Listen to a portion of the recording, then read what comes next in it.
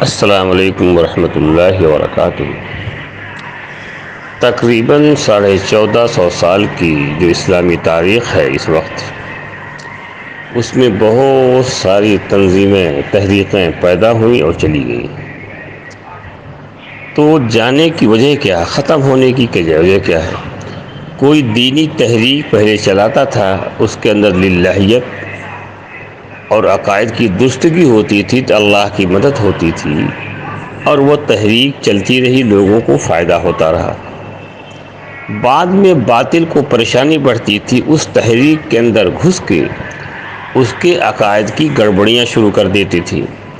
جب عقائد کی گڑبڑیاں شروع ہو جاتی تھیں، اللہ اپنے بندوں کو گمراہ نہیں دیکھنا چاہتے، تو اللہ تعالیٰ اس تحریک کو ختم کر دیتے تھے۔ 1450 سال کے اتہاس کو آپ دیکھیں گے، تاریخ کو آپ دیکھیں گے تو بہت ساری تحریکیں آئیں اور بہت سا اس کے بعد میں ختم ہو گئی۔ موجودہ دور میں تبلیغی جماعت کے نام سے ایک تحریک چلی۔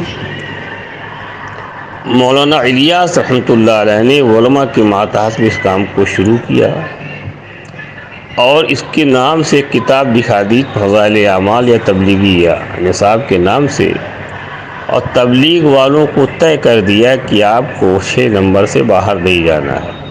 اس کے بے شمار فائدے ہوئے، پوری دنیا کے اندر ایک اسلامی لہر دوڑی، لوگ دین کی طرف آنا شروع ہوئے۔ باطل کو پہلے تو سمجھے نہیں تھا، یہ کرتا پائجامہ اور بستر والے کیا کریں گے۔ ان کو احساس ہوا کہ یہ تو بہت بڑا ہمارا نقصان کریں گے، تو باطل اس کے اندر گھس کے ان کے عقائد کو خراب کرنا شروع کر دیا، اور یہ لوگ اپنے آپ کو صرف دیندار سمجھتے تھے اور باقی لوگوں کو دیندار نہیں سمجھتے۔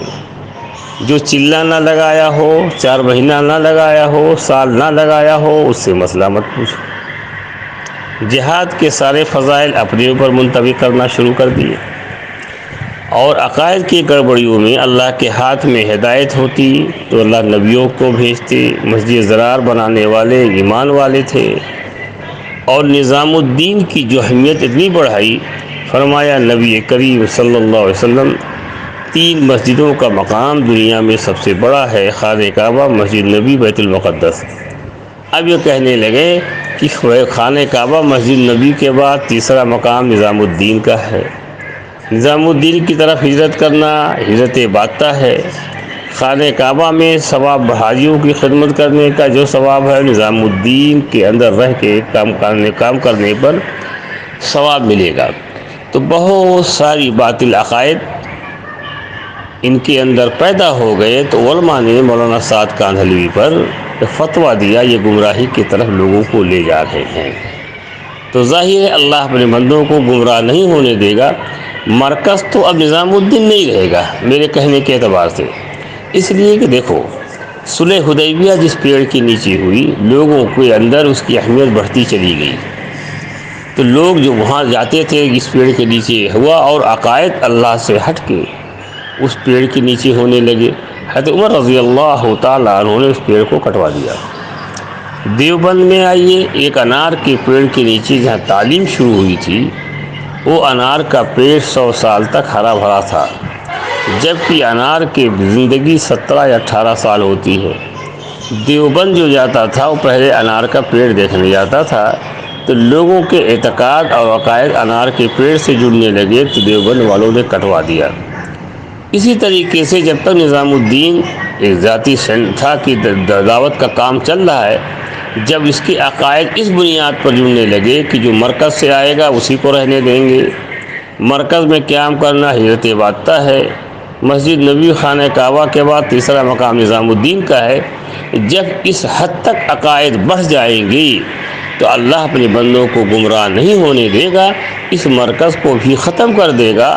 جیسے باقی تحریکیں آئیں اور ختم ہو گئی، تو اگر ان لوگوں نے اپنے آپ کے اندر سدھار نہ پیدا کیا، علماء و خانقاہوں سے، مدارس سے جوڑنا پیدا کیا، تو ہم کو اندیشہ ہے کہ باقی تحریکوں کی طرح یہ بھی تحریک ختم ہو جائے گی، اس لیے کہ اللہ دلوں کے اندر کسی کی محبت ڈالنا، کسی کی بغض ڈالنا، یہ اللہ کے ذمے ہے، یہ اللہ کی بات ہے۔ آپ دیکھتے ہوں گے پہلے تبلیغی جماعت کے لوگوں کو لوگ بڑی عزت اور احترام کی نگاہ سے دیکھتے تھے. آج حال دیکھیے جماعتوں کا نکلنا مشکل. لوگ ان کو آتے ہی مسجد چھوڑ کے چلے جاتے ہیں.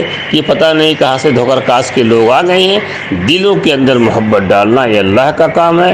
لہذا گزارش ہے اگر اس تحریک کو زندہ رکھنا ہے علماء مدارس خانقاہوں سے ان کی محبت رکھو.